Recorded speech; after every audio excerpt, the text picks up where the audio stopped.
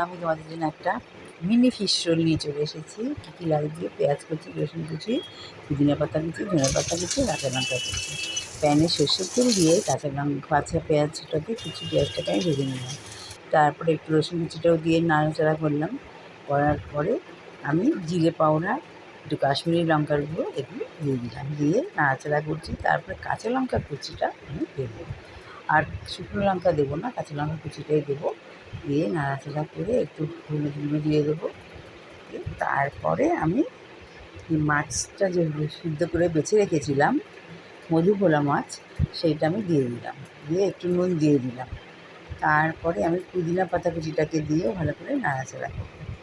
নাড়াচাড়া করার পরে আমি একটা আলু সিদ্ধ করে রেখেছিলাম, সেই আলুটা আমি পরে দিয়ে দেবো। তার আগে আমি ব্ল্যাক পেপার মানে গোলমরিচের গুঁড়ো একটু দিয়ে দিলাম। আর আলুটাকে স্ম্যাশ করে রেখেছিলাম, সেই স্ম্যাশ পটেটোটাকে দিয়ে দিলাম। দিয়ে নাড়াচাড়া করছি। তারপরে একটু ধনে পাতা কুচি নামাবার আগে দেবো। তারপরে যেই নামাবার একটু আগে আমি লেবুর রসটা দেবো, লেমন জুস একটু দিয়ে তারপর নামিয়ে দেবো। আর নাড়াচাড়া করবো না। আর তার মাঝখানে একটু জিরে আর ধনে পাউডার একটু রোস্ট করে রেখেছিলাম, সেই গুঁড়োটা আমি দিয়ে দিলাম। এটা আমার মাছের পুর রেডি হয়ে গেল। এই যে ফ্রাইটা হবে, এটা ডিপ ফ্রাই হবে, সর্ষের তেলে হবে। এইটা তোমরা স্ন্যাকে দিও, মাছের পুর, এটা ফিশ। আচ্ছা, এবার মিক্সার গ্রাইন্ডার বাটিতে আমার ব্রেড ক্রাম তৈরি করবো কী করে, পাউরুটিগুলোকে নিয়ে একটু মিক্সিতে ঘুরিয়ে নিলাম, নিয়ে রেখে দিলাম।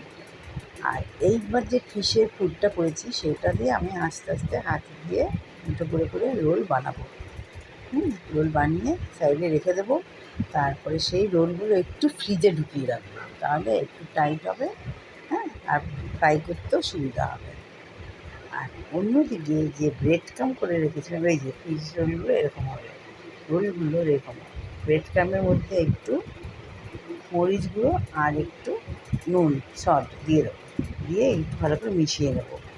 আর অন্যদিকে ডিম নেবো, দুটো ডিম নেবো, নিয়ে ভালো করে ফেটাবো। ফেটিয়ে তার মধ্যে একটু নুন আর একটু মরিচ গুঁড়ো দিয়ে ভালো করে ফেটিয়ে রেখে দেবো। আর এইবার ওই যে রোলগুলো বানিয়ে রেখেছিলাম, মিনি রোল, এইগুলো আমি প্রথমে ডিমের গোলার মধ্যে একটু ডোবাবো, ডুবিয়ে তারপরে ব্রেড ক্রামটার মধ্যে মাখাবো, মানে কোট করে নেবো, ব্রেড ক্রামটা দিয়ে। আবার সেই কোট করার পর আবার ডিমের গোলায় ডোবাবো, ডুবিয়ে আবার ব্রেড ক্রাম দিয়ে ডিমের গোলা ডুবিয়ে আবার ব্রেড ক্রাম দিয়ে আমি কোট করে নেবো, করে সাইড করে রেখে দেবো।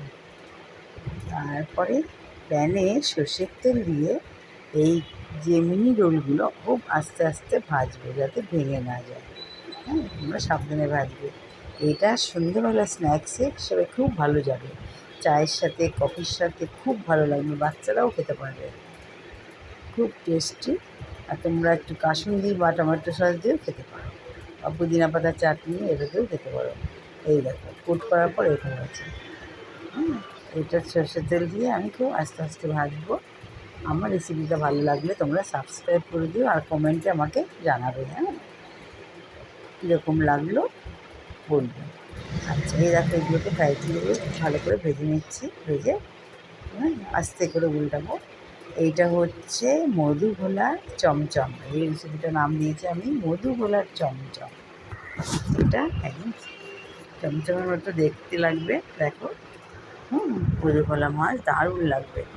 আমি কাসুন্দি আর টমেটো সস দিয়ে পরিবেশন করেছি, দেখো, মধুভোলার চমচম রেডি। বা